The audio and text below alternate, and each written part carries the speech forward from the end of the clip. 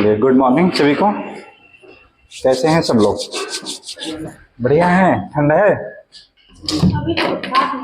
अभी ज़्यादा नहीं है। अच्छा, उसको लिंक कर लीजिएगा आप लोग ना, उसको प्लस वीडियो मार्क्सवाद वाला जो वीडियो है, सॉरी इसका माल्थस वाला अपलोड हो गई है। ठीक है, इसको चालू कर लीजिए। तो कल हम लोग माल्थस के बारे में पढ़े थे और कुछ उसके विचारों से क्लियर हो रहा होगा कि उसकी सोच किधर की तरफ जा रही थी। अगर आपसे कहा जाए कि ये बताइए कि माल्थस की जो विचारधारा है जनसंख्या के सिद्धांत की, वो पूंजीवादी विचारधारा है कि साम्यवादी विचारधारा है? कुछ अंतर लगा था? पूंजीवाद की तरफ था वो। मतलब है कि माल्थस अपने विचारों के द्वारा किसका समर्थन कर रहा है? पूंजीवाद का समर्थन करता है ये, है ना?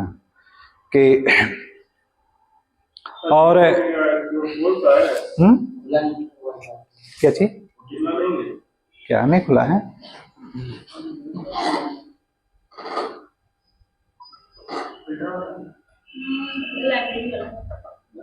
अच्छा, ठीक, अब खुल गया।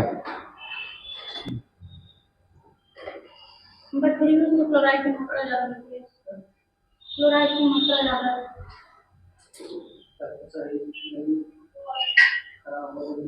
शरीर नहीं क्षमता कम हो जाती है। तो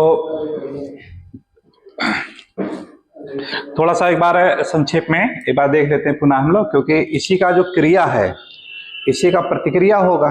पहले एक्शन हुआ है, फिर क्या होगा? रिएक्शन होगा।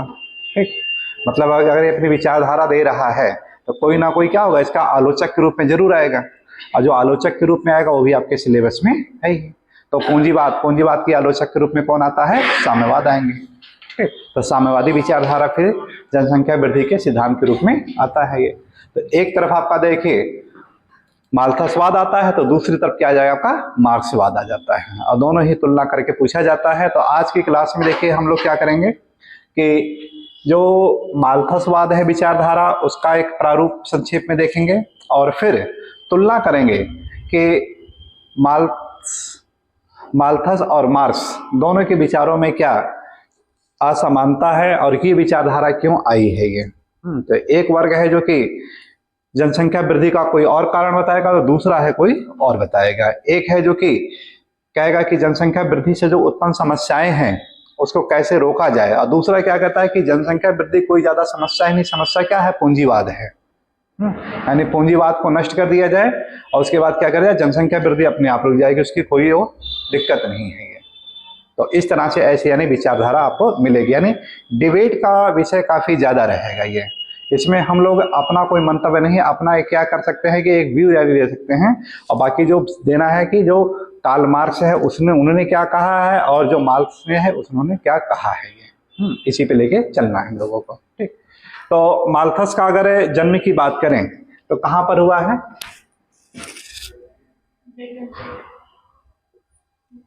माल्थस ब्रिटेन में होता है इसका, यहाँ पे यूनाइटेड किंगडम में। ठीक, और पूरा नाम क्या है इनका?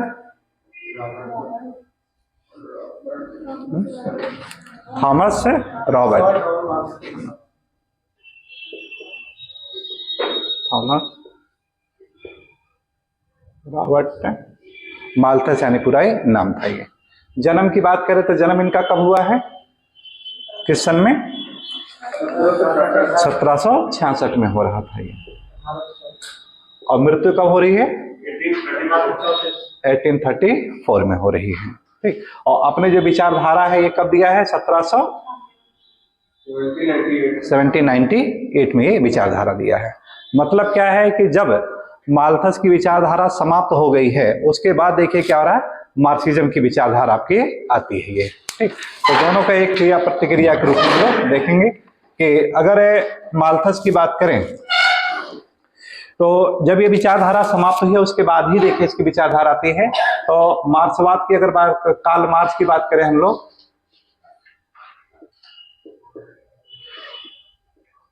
Karl Marx.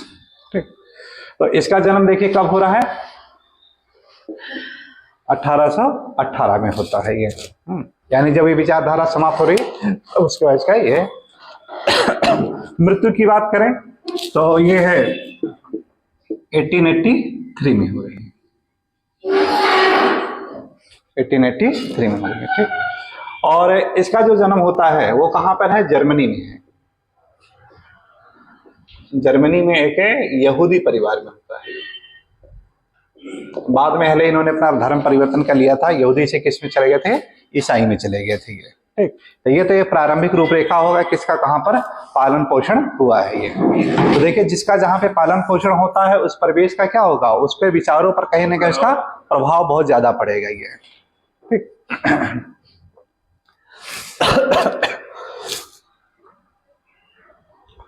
इसका एक लेख था बहुत इंपॉर्टेंट है माल्थस का, कौन सा लेख था इसने लिखा, हाँ, an S of the principle of geography, ठीक।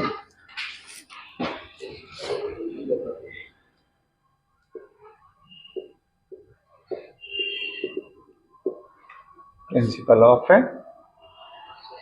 पॉपुलेशन ज्योग्राफी था क्या,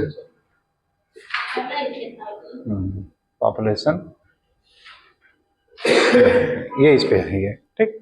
इनकी जो पुस्तक आती है, इनकी जो विचारधारा किसमें मिलेगी, दास कैपिटल में मिलती है ये।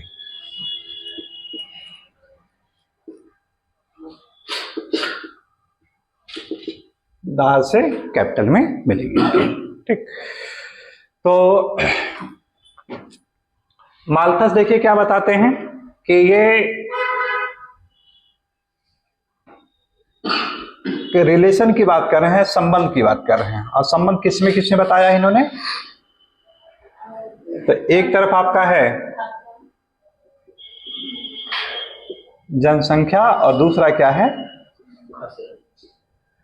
खाद्यान्न के बारे में संबंध बताते हैं, ठीक। तो इन दोनों के संबंध में बात करते हैं और इन्हीं के द्वारा जो जनसंख्या वृद्धि से जो उत्पन्न समस्याएं होती हैं उन्हीं समस्याओं की तरफ यानी मोड़ने का प्रयास कर रहे हैं। कि ये क्या बता रहे हैं कि जो जनसंख्या वृद्धि है हमारा कैसी है, हो रही है आपका गुणोत्तर विधि से होती है, वो ज्यामिति विधि के द्वारा हो रही है। 1 2 4 8 16 32 यानी ऐसे ऐसे डबल होती चली जा रही है। और खाद्यान्न कैसा होता है आपका, समानांतर अंक के रूप में सामान्य रूप से चल रहा है, 1 2 3 4 और 5 के रूप में चल रहा है ये। और इस प्रकार ये क्या बताते हैं, दूसरा कि इस प्रकार क्या होता है कि 25 वर्षों में जो हमारी जनसंख्या होती है वो क्या हो जाती है, जस्ट डबल हो जा रही है, दुगना हो जा रही है ये। और एक समय ऐसा आएगा कि 200 वर्ष के बाद अगर देखा जाए तो यहाँ पे दोनों का जो संबंधों का अनुपात आ जाता है, तो वो क्या आ जाता है कि 256:9, यानी जनसंख्या कितनी हो जाएगी, पॉपुलेशन आपका 256 हो जाएगा, ठीक। और खाद्यान्न क्या होगा उसकी तुलना में, बहुत ही आपका रिसोर्स क्या होगा, बहुत ही कम होगा ये, ठीक। और यहीं से क्या हो रहा है कि समस्या यानी उत्पन्न होती है। और समस्या कैसी होगी है,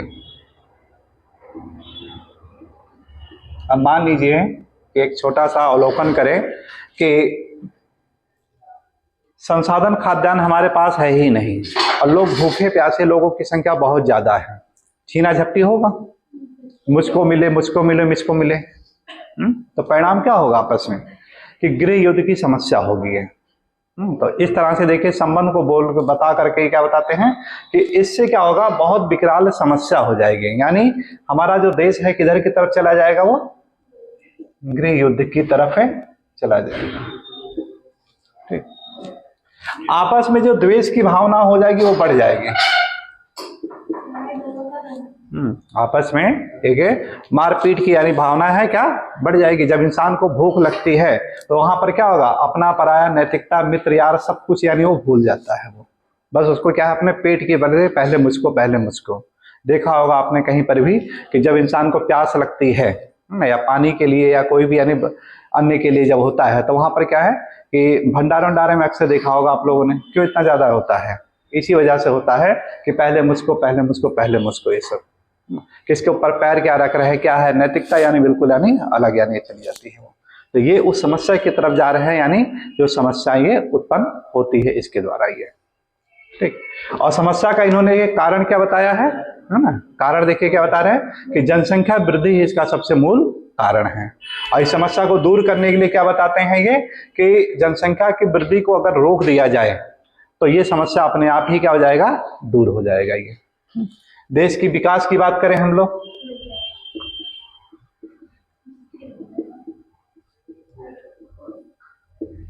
अस्थिर हो जाएगा बिल्कुल, यानी वह विकास की तरफ है जाएगा ही नहीं वो। ठीक, तो ये एक बहुत बड़ी समस्या की तरफ जा रहा है। तो ये अपना एक विचारधारा है ये। और फिर देखिए यहाँ पर जो कारण बता रहे हैं कि कारण क्या है, जनसंख्या यानी पॉपुलेशन को लेते हैं कि जनसंख्या यानी मूल कारण है ये। और फिर इसका निवारण भी बताते हैं ये, इसीलिए इनका इंपॉर्टेंस भी हो जाता है कि इसका निवारण कैसे किया जाए। तो जनसंख्या को रोकने के उन्होंने दो उपाय बताए थे। एक था सकारात्मक उपाय था और दूसरा क्या था,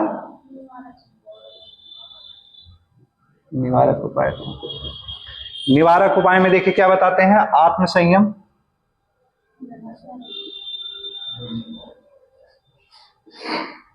विवाह में अगर देरी कर दिया जाए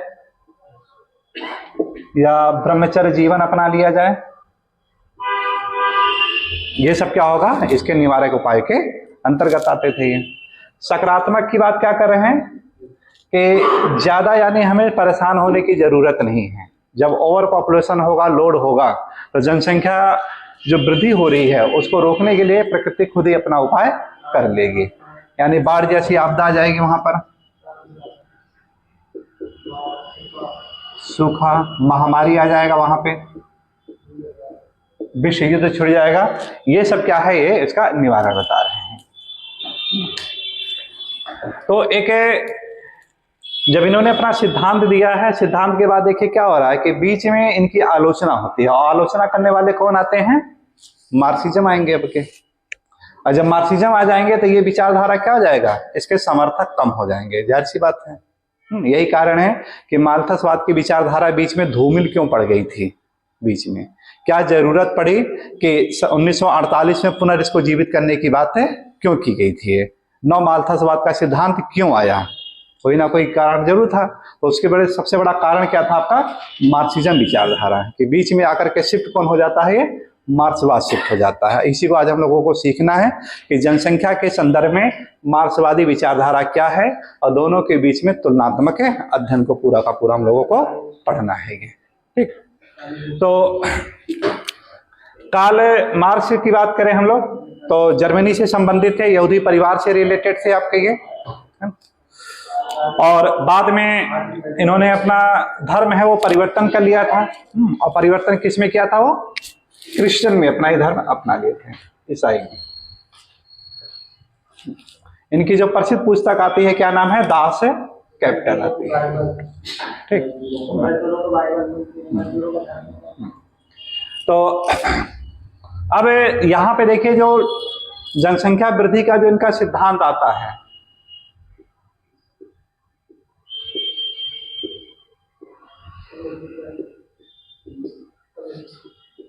ये क्या बताते हैं कि जनसंख्या वृद्धि है जो वो किसकी वजह से हुआ है, तो उत्तर क्या होगा आपका, पूंजीवाद के। डायरेक्ट आता है क्वेश्चन कि कार्ल मार्क्स के अनुसार जनसंख्या जो वृद्धि का उत्तरदायी है कौन, तो उत्तर क्या होगा आपका, अमीर वर्ग ही होता है ये। और ये क्या बताते हैं, जनसंख्या वृद्धि इतना ज्यादा जो हो रहा है, क्यों हो रहा है, गरीब की वजह से होता है ये, गरीबी को बताते हैं। यानी दूसरा एक दूसरे के प्रत्यारोपण की बात आती है। एक है जो कि सीधे अमीरों को यानी देता है और दूसरा क्या हो जाएगा आपका, गरीबों को यानी बताता है ये। और यही आज हम लोगों को सीखना है कि बताइए कि दोनों में से सही क्या है, कि पूंजीवाद है वो जनसंख्या को वृद्धि कर रहा है या साम्यवाद जो विचारधारा है वो जनसंख्या को वृद्धि कर रहा है। अंत में हम लोगों को निष्कर्ष भी निकालना पड़ेगा हम ही लोगों को, क्योंकि नेट का जो परीक्षा होता है वो क्या करता है कि इन्हीं दोनों पे रिसर्च करिए और रिसर्च करके आपका अपना मंतव्य क्या होगा, कंक्लूजन क्या होगा, किस ओर आपका जाएगा विचारधारा, उसी पर आपको सटीक यानी ले आना पड़ता है। तो इस प्रकार देखिए माल्थसवाद है वो किधर की तरफ जा रहा है, वो पूंजीवाद की तरफ जाता है वो।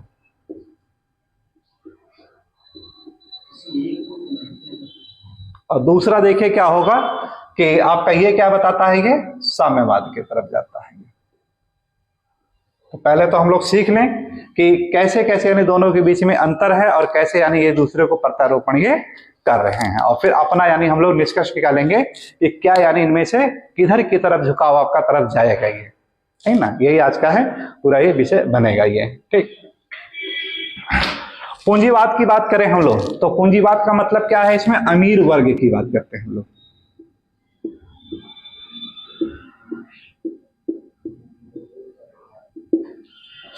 और साम्यवाद की बात करें, ये क्या आपका सर्वहारा वर्ग, सर्वहारा वर्ग, या ये कह सकते हैं मजदूर, या हो सकते हैं हम लोग इसमें किसान। है ना। ठीक, तो ये यानी इस तरह के ऐसे शब्द इसमें प्रयोग किए गए हैं कि सर्वहारा का उन्होंने अगर बात किया है तो सर्वहारा का मतलब क्या था, वहां पे मजदूर वर्ग थे और किसान वर्गों को ये शामिल किया था इन्होंने। तो माल्था से देखिए क्या करता है कि इसे ये वाला पक्ष लेकर चलेगा, और मार्क्सिज्म क्या होगा आपका, ये वाला पक्ष लेकर के चलेगा। इन्हीं दोनों का हम लोगों को तुलना करके सीखना है। कहाँ गया डस्टर?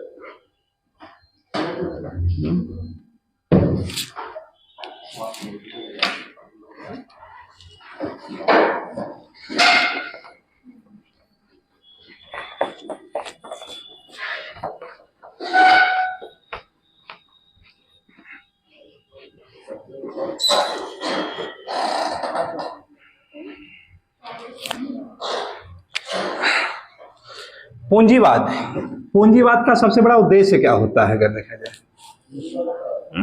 धन संचय करना। उनके जीवन का सबसे प्रमुख उद्देश्य क्या है, धन संचय करना और कुछ नहीं है। चमड़ी चली जाए पर दमड़ी ना जाए, ये इस सिद्धांत पर यानी काम करेंगे ये।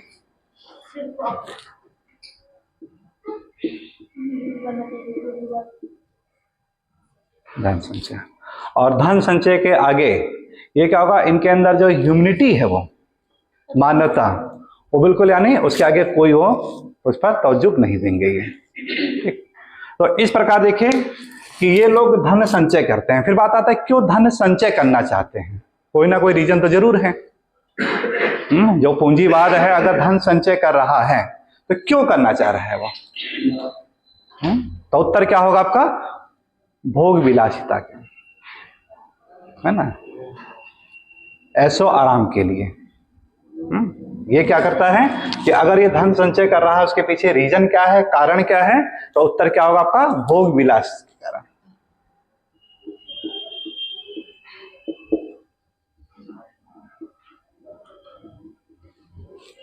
ऐसो आराम करना, बस इनका लग्जरी लाइफ जीना, ये इनका जीवन का मूल उद्देश्य होता है। और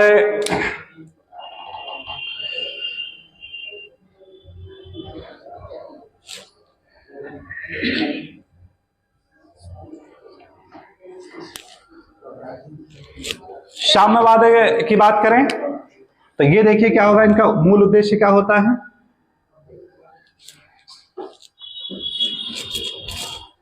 कि जो पूंजी है एक जगह पर जो एकत्र हो गया है, वहां से कैसे यानी लोगों के पास पहुंचे। यानी इसका जो उद्देश्य देखिए क्या है कि इनसे यानी पूंजी को कैसे वो लिया जाए वो। तो इसको लेने के लिए क्या करते हैं कि अपनी संख्या को बढ़ाते हैं ये लोग। इनका यानी किस सिद्धांत पे रहेगा कि जितने ज्यादा हाथ होंगे उतने ज्यादा क्या होंगे हमारे पास, श्रम होंगे, और जितना ज्यादा श्रम होंगे उतना ही ज्यादा हम लोग क्या होगा, पूंजी इनसे यानी लेकर के अपनों के बीच में ले आएंगे। और इस प्रकार यानी पूंजी ये अपनों के बीच में ले आते हैं। तो है तो देखिए संचय तो दोनों ही कर रहे हैं, है ना। ठीक ना, कि ये इनका जो उद्देश्य है, ये क्या करते हैं कि अपने श्रम को बेचते हैं ये, और श्रम को बेच करके वहां से क्या करेंगे, पूंजी को लाने का प्रयास करेंगे। और जब देखिए अपने श्रम को बेचेंगे तो यहां पर क्या होगा कि इनका जो श्रमिक आय होता है वो क्या होगा, बहुत ही कम होगा। यानी जो श्रम की कीमत जो होती है उनको जो मिलना चाहिए वो मिल नहीं पाता है। ये श्रम की जो कीमत होगी वो उनको मिल नहीं पाता है। ये और जब मिल नहीं पाता है, यही इनके बारे में मूल रूप से देखा जाए समस्या जो होती है यहीं से उत्पन्न होना शुरू हो जाता है कि श्रम ए भी करता है और श्रम ए भी करता है। अब चूंकि इनके पास पूंजी है, संचय है, कम श्रम करके ही अधिक से अधिक अर्जित कर लेते हैं, और ये लोग हैं उतना अर्जित नहीं कर पाते हैं। यहीं से क्या हो जाती है, समस्या ये उत्पन्न हो जाती है। ये तो इस प्रकार देखिए ये लोग क्या करते हैं कि जो पूंजीवाद है ये संतान को अपने विलास भोग विलास के जीवन में क्या करेंगे, बाधा समझते हैं। यानी ये लोग देखा जाए कि संतान की अगर बात करें तो ये क्या करते हैं, बाधा के रूप में देखते हैं कि अगर हमारे पास संतान ज्यादा होंगे तो हम अपनी लग्जरी लाइफ को सही से जी नहीं पाएंगे, हमारा जो पूरा ध्यान होगा वो इधर की तरफ यानी रहेगा वो। ठीक, तो ये क्या कर रहे हैं, ये इसको बाधा के रूप में देखते हैं, और यही बाधा जो होता है ये क्या करेंगे कि जनसंख्या विस्फोट यानी जो होने वाली होती है उसको रोक देती है वो। तो इस वर्ग में जनसंख्या विस्फोट आप नहीं देखेंगे। यानी यहां पर देखिए क्या होगा, हम दो हमारे एक, ठीक है ना, हम दो हमारे एक की तरफ आएगा। अब यहां से देखिए क्या होगा, ये विचारधारा यानी किधर चली जा रही है, रॉबिन्सन की तरफ जा रही है।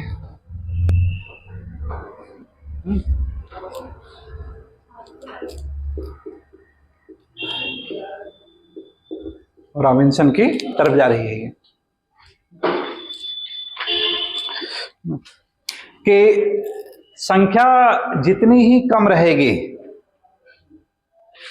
वहां पर क्या होगा कि वो परिवार जो होगा या वो समाज जो होगा वो ऑप्टिमम की तरफ जा रहा है, वो अनुकूलतम की तरफ जाता है। ये तो इस तरह से देखिए ये क्या बताते हैं कि संतान को एक बाधा के रूप में देखते हैं ये, यानी ये अपनी संपत्ति संतान को नहीं मानते हैं, अपनी संपत्ति क्या, अपनी पूंजी जो कमाई गई पूंजी है उसको यानी मानते हैं। और यहीं पे ये लोग मार्क्सिज्म क्या देखते हैं, जो मार्क्स क्या देखता है कि हमारी सबसे बड़ी पूंजी हमारी औलाद होती है। ठीक है ना, ये दोनों के विचारों में यहाँ पर क्या है, ये अंतर दिखाई देता है। ये क्या है कि संतान को अपना सबसे पूंजी के रूप में देखते हैं। मतलब क्या है कि ये यानी वर्ग देखता है कि हमारे जितनी ज्यादा संतानें होंगे हमारे पास पूंजी धन संचय उतना ही ज्यादा होगा, हमारे पास श्रम उतना ज्यादा होगा, और ये यानी उस तरह से अपनी जनसंख्या को यानी विस्फोट की तरफ यानी ले जाते हैं। और ये क्या कर रहे हैं कि संतान को एक बाधा के रूप में देखते हैं, और यही कारण है ये लोग क्या करते हैं कि अपने संतान खुद क्या तो होते ही नहीं हैं ज्यादातर, और होते भी तो यानी बिल्कुल इक्का दुक्का यानी रहेंगे आपके। ये यानी कि विचारधारा ये चलेगी। ठीक, इसी विचारधारा पे पूरा हम लोगों को देखना है कि आखिर है क्या सही दोनों में से कौन सा है। ये है जो जनसंख्या विस्फोट की अगर बात कर रहे हैं, एक दूसरे पर प्रत्यारोपण की बात कर रहे हैं, वो क्यों हो रहा है। मार्क्स देखिए क्या बताता है कि इनके पास अगर ये पूंजी इकट्ठा नहीं होती, देखिए अब यहाँ पे सुनिए ना, कि इनके पास अगर पूंजी का संचय एक जगह नहीं होता तो हम लोग क्या करते हैं कि हमारे अंदर ये विचारधारा नहीं आती कि जितने ज्यादा हाथ होंगे उतने ज्यादा श्रम होंगे, यानी जितने ज्यादा संतान होंगे उतने ज्यादा श्रम होंगे, ऐसी विचारधारा नहीं आएगी। मतलब पूंजी एकत्र होना ही यानी हम लोग इसकी तरफ यानी अपने आप को मोड़ते हैं ये, और इस प्रकार ये क्या करते हैं, अपने संतान को यानी जनसंख्या विस्फोट यानी करते हैं ये। यानी यहां से देखिए क्या निष्कर्ष में आता है कि एक तरफ ये पूंजी विस्फोट की तरफ जा रहा है और दूसरी तरफ क्या कर रहा है, ये संतान यानी जनसंख्या विस्फोट की तरफ जाता है। दोनों का अपना अपना एक मंतव्य चलता है ये, यानी एक है जो कि धन संचय में अपना लगा हुआ है और एक है अपना जो संतान संचय में लगा हुआ है, यानी इस विचारधारा पर दोनों का दोनों ये चल रहा है। और दोनों एक दूसरे के ऊपर प्रत्यारोपण कर रहे हैं। ये दोनों एक दूसरे को बाधा के रूप में देखते हैं यहाँ पे।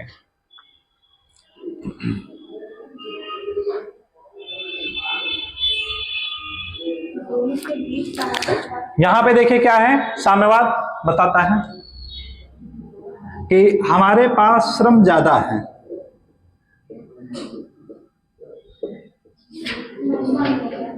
यानी जब लोग ज्यादा होंगे तो श्रम ज्यादा होंगे, और जिसके पास कोई भी चीज अगर ज्यादा है तो उसकी कीमत क्या हो जाती है, अपने आप ही घट जाती है।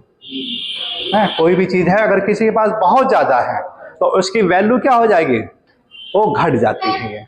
और यही कारण है, देखिए जब यहाँ पे संख्या ज्यादा है तो मजदूरी दर क्या हो जाएगी आपके, ऑटोमेटिक यानी कम हो जाएगी वो।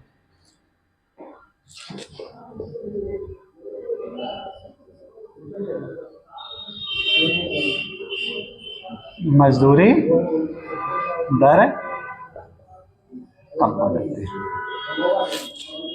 ये दोनों बोल रहे हैं। आवाज मत करिए, आवाज। आपने तो कुछ बोला ही नहीं, मैं तो पढ़ रही हूँ। ये सब डिबेट बाद में करिए, समझ के है ना।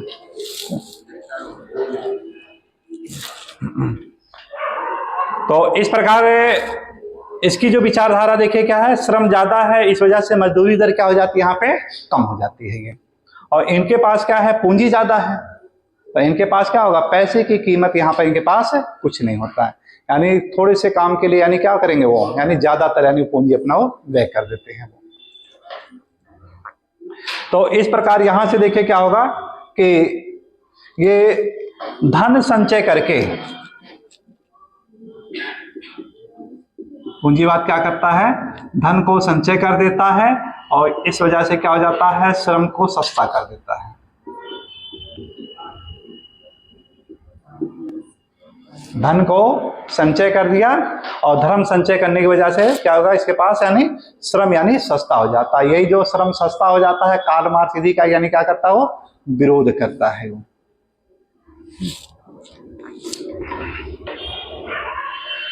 और मार्क्स देखिए क्या बताता है फिर,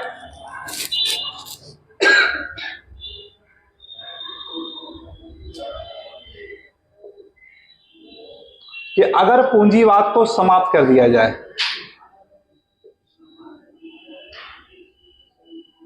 पूंजीवाद को समाप्त कर दें, इसका परिणाम क्या होगा, जनसंख्या विस्फोट रुक जाएगा। जनसंख्या विस्फोट क्या हो जाएगा, ये रुक जाएगा। और वहीं पर माल्थस क्या करता है कि जनसंख्या विस्फोट अगर रोक दिया जाए तो जो भी देश के ऊपर आर्थिक संकट आ रहा है वो समाप्त हो जाएगा। दोनों एक दूसरे के विपरीत विचारधारा है यहाँ पे, ये है ना। कि माल्थस देखिए क्या कहता है कि अगर जनसंख्या वृद्धि को रोक दिया जाए, विस्फोट को, तो किसी भी देश का जो विकास नहीं हो रहा है वो विकास होने लगेगा। वहां पर विकास अपने आप क्या हो जाएगा, उसका बढ़ जाएगा वो, ठीक। और ये क्या कह रहा है कि अगर पूंजीवाद को समाप्त कर दिया जाए तब यानी ये अपने आप रुक जाएगा। ये कि अगर पूंजीवाद एक जगह पे जो धन का संचय है, अगर ऐसा नहीं लोगों में बराबरी की अगर बात कर दिया जाए तो क्या होगा कि जनसंख्या विस्फोट अपने आप पे रुक जाएगा। जिसके यानी जो वर्तमान में देखिए भारत में क्या इसी विचारधारा की तरफ चल रहा है, जिसकी जितनी भागीदारी उसकी उतनी हिस्सेदारी की बात कर रहे हैं हम लोग। जो प्रेजेंट टाइम में जो सिद्धांत चल रहा है वो कहीं ना कहीं क्या है, ये वर्तमान में देखिए प्रासंगिकता की तरफ चल रही है ये, है ना। जिसकी जितनी भागीदारी उसकी उतनी हिस्सेदारी, मतलब जिसका यानी जितना अनुपात है पूंजी में उसका बंटवारा उतना ही ज्यादा होना चाहिए। ये प्रेजेंट टाइम की जो इस समय विचारधारा आई है। आरक्षण को जैसे ले लिया जाए, हैं जो जातीय जनगणना की बात कर रहे हैं हम लोग, कि जातीय जनगणना होनी चाहिए कि नहीं होनी चाहिए, वो इसी पे यानी चल रही है कि जिनकी संख्या ज्यादा है ही नहीं उनके पास मैक्सिमम पूंजी क्या है, एकत्र है। और सरकार बनाने वाले बल्कि कौन है, जिसकी जितनी जनसंख्या होती है वो लोकतंत्र का निर्माण कर रहे हैं। ये यानी प्रेजेंट टाइम की इस तरह से कंट्रोवर्सी यानी विचारधारा है कि एक वर्ग चाहता है कि आपका जनसंख्या जो जनगणना हो वो जातिवाद ना हो, और दूसरा चाहता है कि नहीं, जातिवाद यानी जनगणना होनी चाहिए। अब यहीं से देखिए क्लियर हो रहा है कि कौन चीज का समर्थन करेगा, कौन समर्थन नहीं करेगा। जो माल्थस की विचारधारा के लोग होंगे वो कभी नहीं चाहेंगे जाति जनगणना हो, और जो मार्क्सवाद के विचारधारा के समर्थक होंगे वो चाहेंगे कि जातीय जनगणना होनी चाहिए। यानी इस तरह से देखिए क्या हुआ कि कहां पर ये सब 18वीं शताब्दी 19वीं शताब्दी की विचारधारा, और आज वर्तमान में इस विचारधारा को कहीं ना कहीं हम लोग क्या है उसको यानी जोड़ने का प्रयास करें। प्रासंगिकता यानी इनकी है ये सब चीजें, ये समझिए।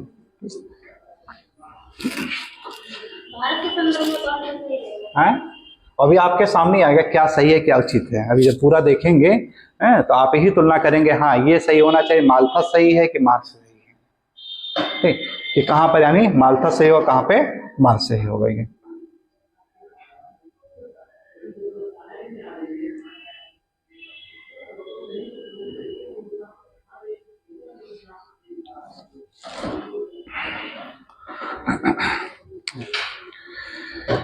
तो अब दोनों का अगर देखिए अंतर देखें हम लोग कि एक तरफ यानी मार्क्सवाद विचारधारा को लेके चलें,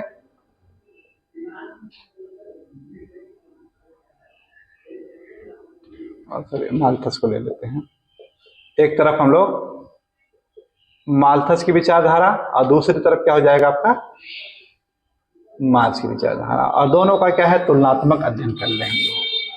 एक एक करके यहाँ पे क्लियर हो जाएगा। माल्थस किस देश का था, तो उत्तर क्या होगा आपका ब्रिटेन का था। और ये कहां का था, उत्तर क्या होगा आपका जर्मनी का था। ये कौन सी विचारधारा पहले आई है, माल्थस। यानी ये देखिए क्या होगा क्रिया होगा, ये क्या होगा आपका एक्शन, क्रिया के रूप में आता है, और ये क्या होगा उसका प्रतिक्रिया होता है, रिएक्शन होता है ये विचारधारा के। यानी न्यूटन का नियम, क्रिया प्रतिक्रिया हमेशा ये जीवन में चलता रहेगा आपका, ये समाज में द्वंद्व ये चलता रहेगा। ये समर्थन किसका कर रहा है, ये पूंजीवाद का समर्थन करता है। और ये किसका समर्थन करता है, ये साम्यवाद का करता है। साम्यवादी विचारधारा का ये समर्थन कर रहे हैं।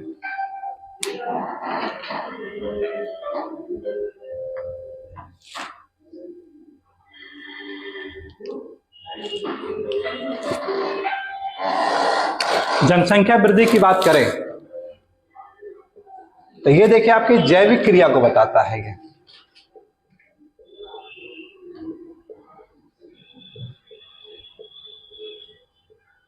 जैविक क्रिया यानी मनुष्य ही यानी इसका सबसे बड़ा उत्तरदायी होता है ना। मनुष्य की जो अपनी खुद व्यक्तिगत क्रियाएं हैं वही जैविक क्रिया ही क्या हो जाता है जनसंख्या विस्फोट का कारण बनता है। और ये क्या बताता है कि नहीं, बल्कि क्या है कि पूंजी का संचय होना,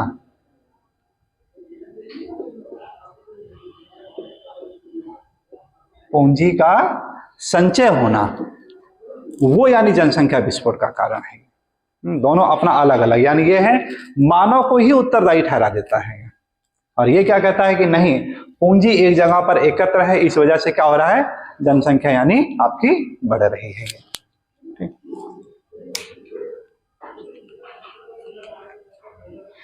ये क्या बताते हैं कि विस्फोट को रोकने के लिए पॉपुलेशन विस्फोट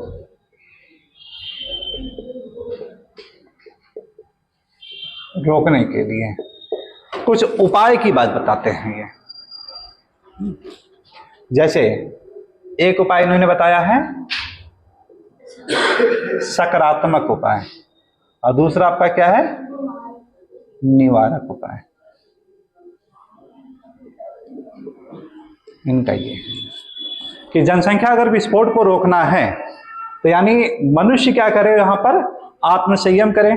शादी विवाह है जो जल्दी कर दिया जाता अर्ली एज में, 12 साल 15 साल 18 साल, उसको वो ना करके बल्कि क्या 21 साल 28 साल 30 साल यानी इतना वो कर दे तो जनसंख्या विस्फोट इस तरह से रुक जाएगा। विलासिता की बात करें हम लोग, भोग विलासिता की बात करें कि लोग इस तरह से भोग विलासिता जो पूर्ण जीवन यापन कर रहे हैं उस पर यानी ज्यादा वो ना करें। ब्रह्मचर्य जीवन को अपनाएं यानी सिद्धांतों की तरफ यानी बल ज्यादा देना।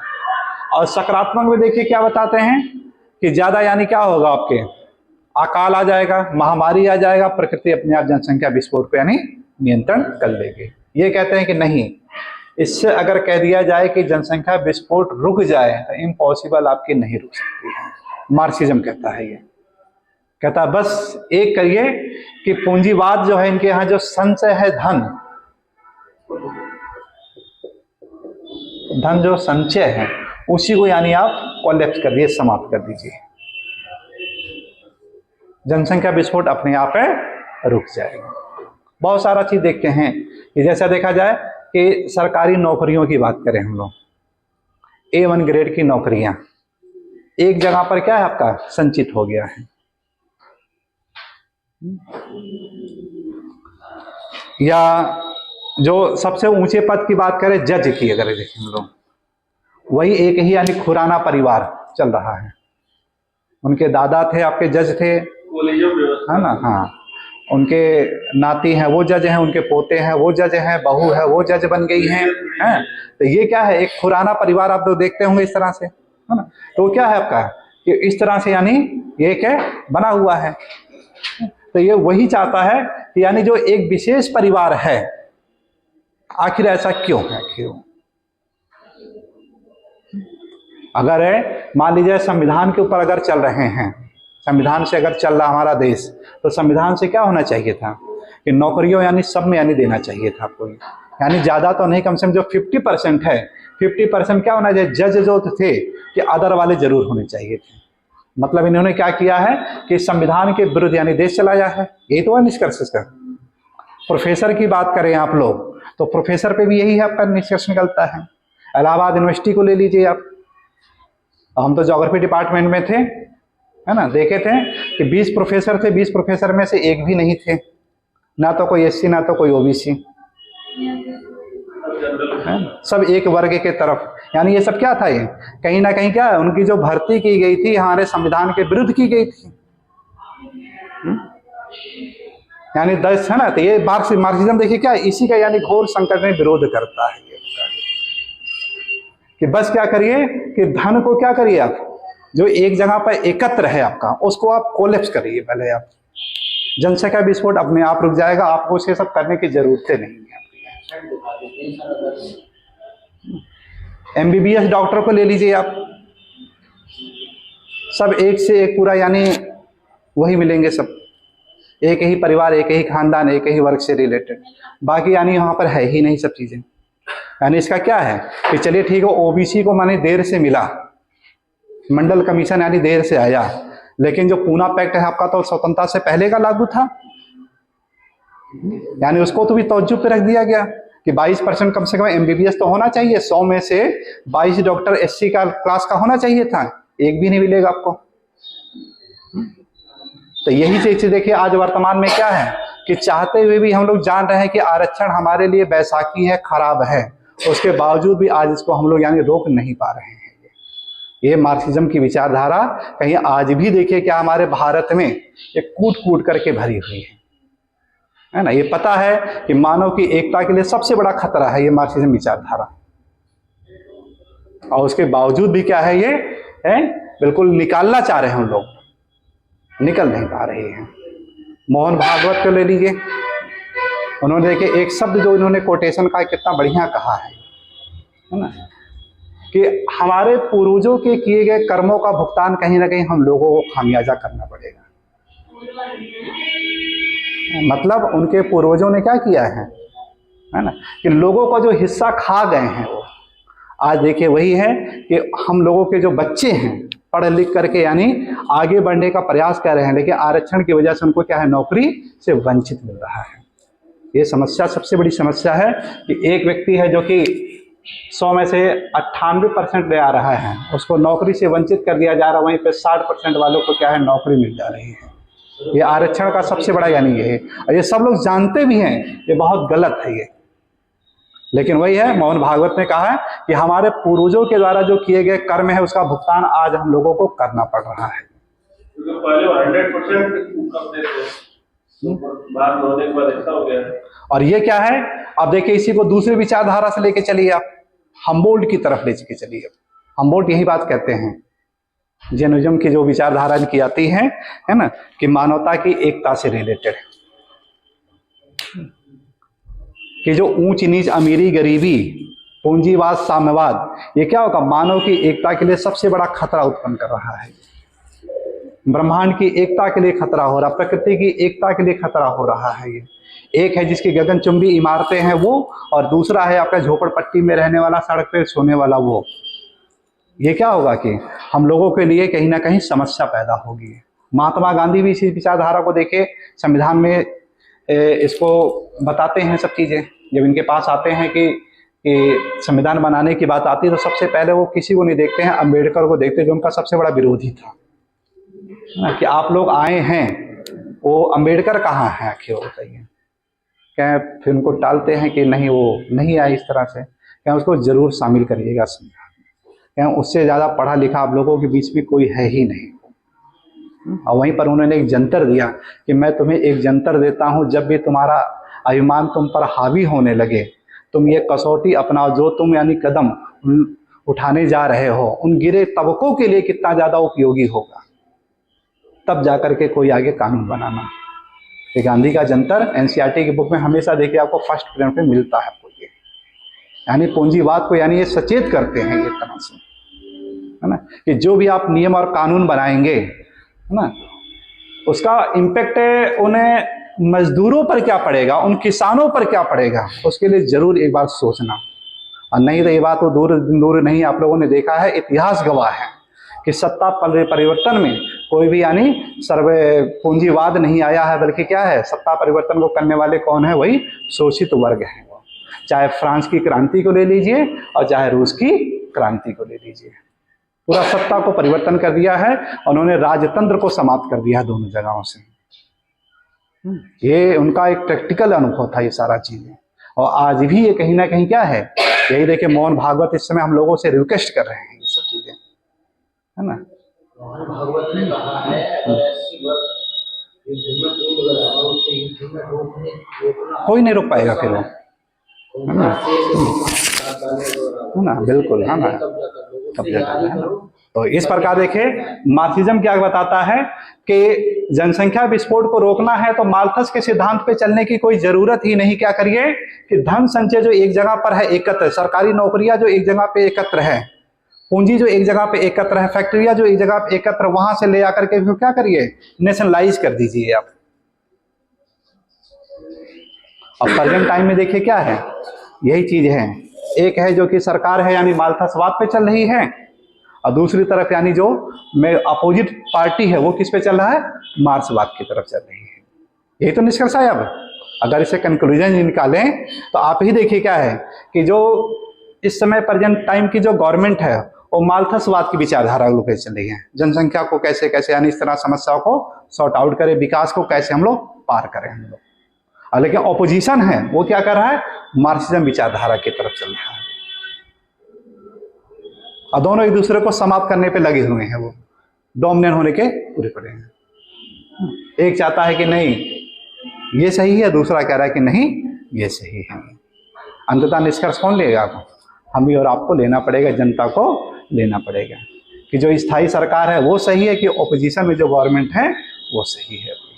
कि जनसंख्या विस्फोट जो सबसे बड़ी समस्या है, सबसे मूल कारण किसी भी देश के लिए, माल्थसवाद की विचारधारा पर रोकी जा सकती है वो सही है कि मार्क्सवाद जो कह रहे हैं कि नहीं पूंजीवादियों को समाप्त कर दीजिए, जनसंख्या विस्फोट अपने आप है रुक जाएगी वो। यही यानी मूल मुद्दा है आज के टॉपिक का है, दोनों का तुलना का अध्ययन है ये चीजें। तो जब देखिए इस तरह से व्यवहारिक अध्ययन करेंगे हम लोग माल्थस और मार्क्स को अपने जीवन से कोरिलेट करेंगे, जोड़ेंगे हम लोग अपने आसपास जो हो रही विचारधाराएं। आप ही लोगों में से कुछ लोग क्या करेंगे कि कार्ल मार्क्स की तरफ जाएंगे, और आप ही लोगों में से कुछ लोग क्या करेंगे कि माल्थस की तरफ जाएंगे। जो अपने कर्मों पे विश्वास करना चाहता है, मेहनत पे विश्वास करेगा, वो क्या है, मार्क्सिज्म की तरफ जाएगा। और जो कहेगा नहीं, पिता के द्वारा कमाई हुई पूंजी एक सत्संग है, वही सबसे मेन है, वो क्या है, माल्थस की तरफ भागेगा वो।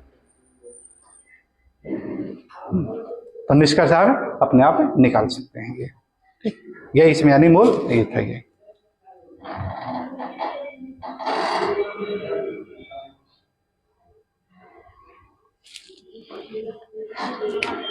माल्थस क्या बताता है कि जनसंख्या वृद्धि ही आर्थिक संकट का सबसे बड़ा कारण है।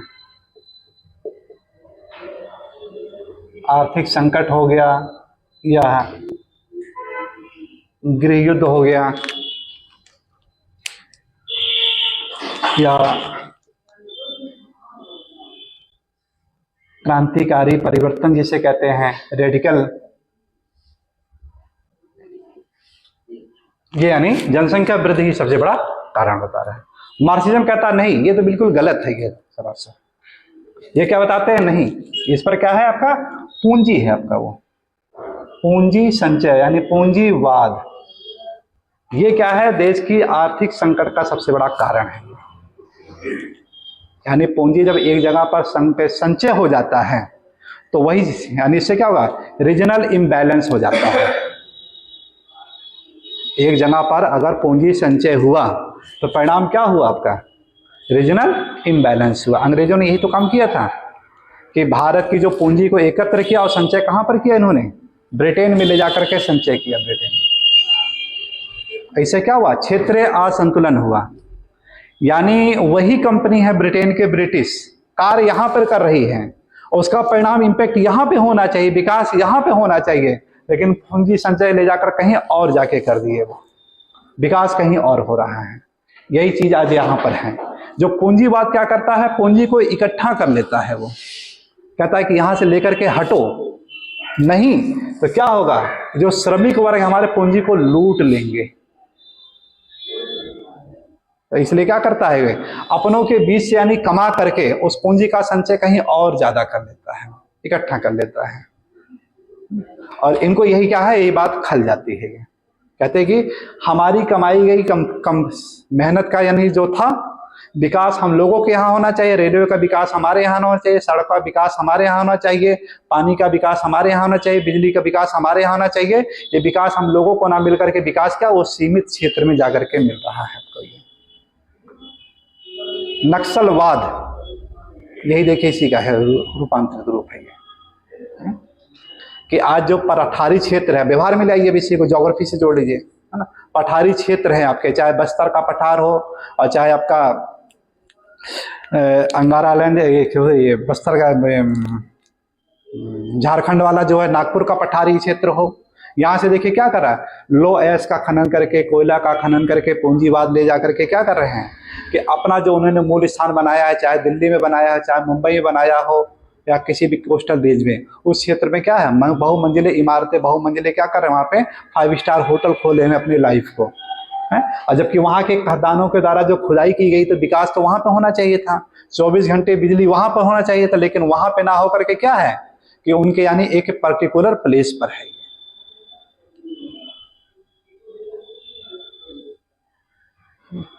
तो ये बहुत गंभीर यानी चिंता का विषय बना हुआ है कि कैसे यानी इस रीजनल इम्बैलेंस को, असंतुलन विकास को कैसे ये रोका जाए। यही कारण है ज्योग्राफी के विषय में देखें एक नया टॉपिक आपका जो जोड़ा गया है, नियोजन। प्रादेशिक है नियोजन इसीलिए जोड़ा गया है ताकि आप लोग ये सीखिए और इनके साइको को समझिए, है ना, कि मार्क्स की साइको है वो क्या कह रही है और मार्क्सिज्म की जो साइको है वो क्या कह रही है, और दोनों में औचित्य क्या है, कैसे उसका निराकरण करें, उस निराकरण को कैसे यानी हम लोग फॉलो करें। यानी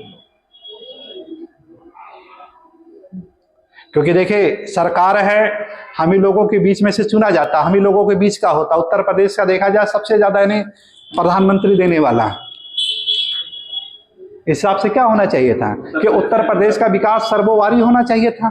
जाहिर सी बात हम लोगों के बीच का, जवाहरलाल नेहरू हम लोगों के बीच के, लाल बहादुर शास्त्री हम लोगों के बीच के, इंदिरा गांधी हम लोगों के बीच के। तो यानी विकास तो उत्तर प्रदेश का होना चाहिए, लेकिन विकास क्या हो रहा है? कर्नाटक का हो रहा है, गुजरात का हो रहा है, मुंबई का हो रहा है, दिल्ली का, ये अदर प्रदेश का हो रहा है? मतलब क्या है कि प्रधानमंत्री भी कहीं ना कहीं क्या कर रहा है कि इन पूंजीवादियों के हाथ की कठपुतली बन चुका है। यही तो इस निष्कर्ष है इसका मतलब। इससे निष्कर्ष का तो यही निष्कर्ष में आया कि लोकतंत्र कहीं ना कहीं क्या है कि पूंजीवाद के हाथ की कठपुतली बन करके रह गया है। कि वो लोग क्या करते हैं कि दूसरे के कंधों पर रख के बंदूक चलाते हैं कि हाँ आप ऐसा करिए ऐसा, यानी लोकतंत्र के नाम पे ऐसे पैसे कैसे निकाला जाए अपने, और अपनी जेबें भरने के लिए वो करने रहते हैं। अडानी को ले लीजिए, अंबानी को ले लीजिए, उनके यानी दिन दुगनी रात चौगुनी वृद्धि हो रही है, जबकि क्या वो अपने जेब से लेकर के आए हैं सारा चीज। अगर आज एक मजदूर वर्ग है श्रम करना बंद कर दे, अडानी अंबानी देखिए सड़क पे आ जाएंगे सबके सब। मार्क्स यही तो करता है, विचारधारा यही तो कहता है ना, कि आज जो आप लोग 5 स्टार होटल में बैठ के खा रहे हो, हमारे श्रम को बेच करके खा रहे हो, ना कि अपना यानी कमा के कहीं लाए हो। एक की कीमत आपकी ज्यादा हो गई है, आपका साइन किया, और हम जो दिन रात मेहनत करके आपको इस तरह से दे रहे हैं उसके लिए कीमत कोई नहीं रही मतलब। तो इस प्रकार देखिए मार्क्सवाद क्या कहता है कि नहीं, जनसंख्या वृद्धि जो आपका आर्थिक संकट, गृह युद्ध और क्रांतिकारी परिवर्तन की बात कर रहा है, ये गलत है। ये क्या है? पूंजीवाद है आपका। ये पूंजीवाद को समाप्त कर दीजिए, देश का आर्थिक विकास अपने आप हो जाएगा। गृह युद्ध की जो आशंका आ रही है आने वाले भविष्य में, वो गृह युद्ध अपने आप समाप्त हो जाएगा। आमूल चूक परिवर्तन की बात करें जो रेडिकल की तरह इस तरह से आ रही है कि आने वाले में लोग अतिवादी हो जाएंगे।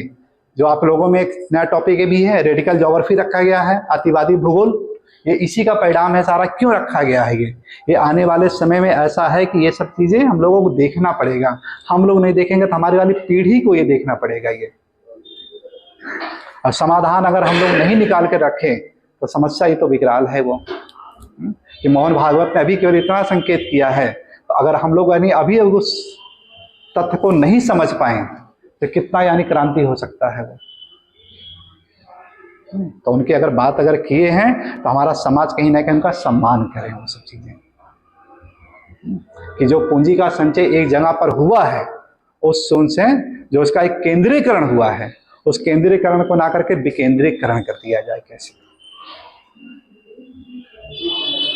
अब कैसे कर सकते हैं? अब आप लोगों से ज्यादा बुद्धिजीवी तो कोई नहीं है। यही कारण है देखिए न्यू एजुकेशन पॉलिसी में आप लोगों को इसीलिए लाया गया हायर एजुकेशन की तरफ कि नीतियां बनाने वाले जो होंगे, अब कोई नहीं होगा। नीतियां कौन बनाएगा? जो रिसर्च करने वाला होगा वो नीति बनाएगा, क्योंकि वो इन्हीं समस्याओं पर क्या करेगा? रिसर्च करेगा वो।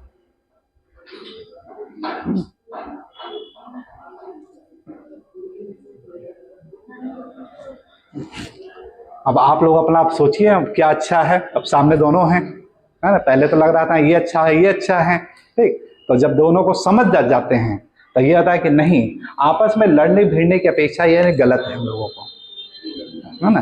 कि हम लोग मार्क्स यानी की तरफ जाएं और मार्क्सवाद की तरफ जाएं, ये गलत है। ये कुल मिलाकर के क्या है, जो उत्पन्न होने वाली समस्या है वो, उस समस्या का सस्टेनेबल डेवलपमेंट कैसे किया जाए, वो सबसे बड़ी समस्या है। एक दूसरे के ऊपर कटाक्ष करना, क्रिया प्रतिक्रिया करना, ये इसका समस्या का सॉर्ट आउट है ही नहीं। इससे क्या होगा कि हम्बोल्ट की जो विचारधारा है मानव की एकता, वो कहीं ना कहीं होगा खतरे में होगा। या ये कह सकते हैं ब्लास की जो विचारधारा अनेकता में एकता, वो कहीं ना कहीं है पार्थिव एकता वाली बात आती है, वो कहीं ना कहीं हमारे लिए क्या होगा? अभिशाप बन जाएगा वो है। अगर वो आज से 200 साल पहले अगर कुछ कह करके गए हैं तो उनकी बड़ी यानी एक कमाई थी, पूंजी था, जो अनुभव था, वो सबसे यानी बड़ी बात थी।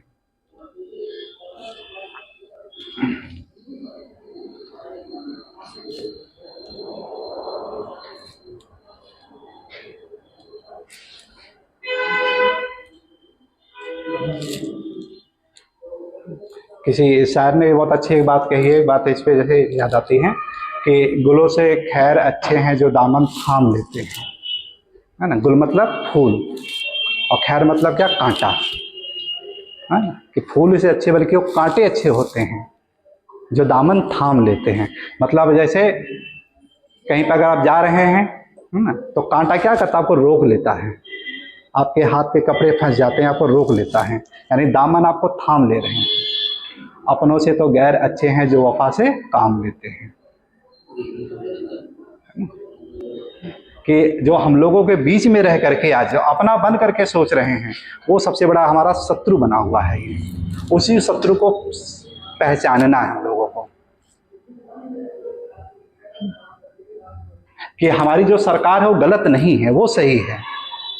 सरकार के बीच में वो बैठा हुआ जो पूंजीपति है उसको पहचानना बहुत जरूरी है। उसको कैसे निकाला जाए, जो हमारे वफा से यानी बेवफा की तरफ ले जा रहा है कि हमारे अपने के बीच का जो प्रधानमंत्री जो हम लोग खड़ा कर रहे हैं, मुख्यमंत्री खड़ा कर रहे हैं, आखिर उनके हाथ की कठपुतली कैसे बन गया है, वहां से निकालना बहुत जरूरी है। और ये कौन निकाल सकता है, यानी इस देश का जो सिविल सर्वेंट है वो निकाल सकता है, जो हायर एजुकेशन के लोग हैं वो लोग, यानी इसको भलीभांति सोच करके निकाल सकते हैं समस्या। जो कितना भी है कि उनसे ज्यादा विद्वान तो वो है ही नहीं पूंजीवादी।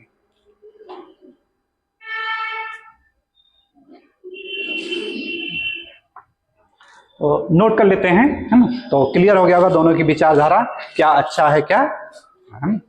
तो ये बहुत ही अच्छा विषय का एक मुद्दा है। डिबेट भी कहीं पे अगर आपको करना रहे इससे रिलेटेड, तो जब देखिए दोनों का तुलनात्मक अध्ययन जानते रहेंगे अच्छी तरीके से आप लोग, तो डिबेट करना भी आपके लिए अच्छा रहेगा, लाभकारी होगा, अच्छी तरीके से कर सकते हैं कि क्रिया प्रतिक्रिया। और यही कारण है देखिए क्वेश्चन देखिए आजकल तुलना करके खूब ज्यादा कर दे रहा है।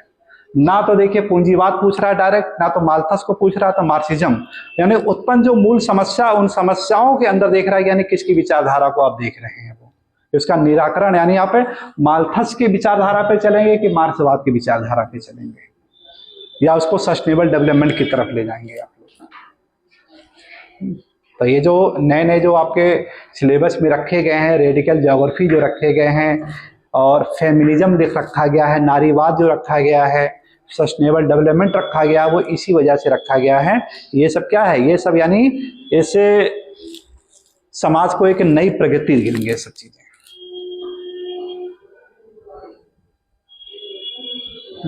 कि हमारे जो फिलोसफर हैं जो कह चुके हैं यहाँ पे कि उनको यानी आज भी जीवित रखा जाए, कैसे, यानी उन समस्या जो बहुत पहले कह चुके हैं वो, उस समस्या का निराकरण हम लोग कैसे करें हम लोग। अब मोहन भागवत तो आएंगे नहीं उस समस्या का निराकरण करने, वो तो एक हल्का सा संकेत दे दिए हैं, है ना, कि जो गांधी ने कहा है आज से पहले कह दिया था, हमबोल्ट ने जो कह दिया था, ब्लास ने कह दिया था, सब चीजें लेनिन ने जो कह दिया है, मार्क्स ने जो कह दिया है, वो क्या है, वही बात को आज रिपीट कर दिए हैं, है ना, कि संभाल लो इस देश को, कि कहीं ना ऐसा हो कि हमको भुगतना पड़े, हमारे आने वाले संतान को भुगतना पड़े, और फिर ऐसा ना हो कि एक भले भाले देश को हम लोग क्या अपने गृह युद्ध की तरफ धकेल ना दें हम लोग। तो हम लोगों से गुहार लगा रहे हैं, इस यानी डूबती हुई नैया को बचाइए आप लोग। बहुत ही संवेदनशील है, अगर इसमें एक एक अगर आप लोगों ने उनके विचार को अगर सुना होगा कि कितना अंदर से वो टूट करके वो बात कहे हैं, वो कि अपनों के बीच में रह करके अपने के विरोधी यानी बन करके कैसे यानी वो कहे होंगे, कितना ज्यादा उनके ऊपर उसका दबाव पड़ा होगा, प्रेशर पड़ा होगा। ये चलिए नोट कर लेते हैं इसको, फिर हम लोग, है ना, उसको बंद कर दीजिए, समझे, उसको बंद कर दीजिए।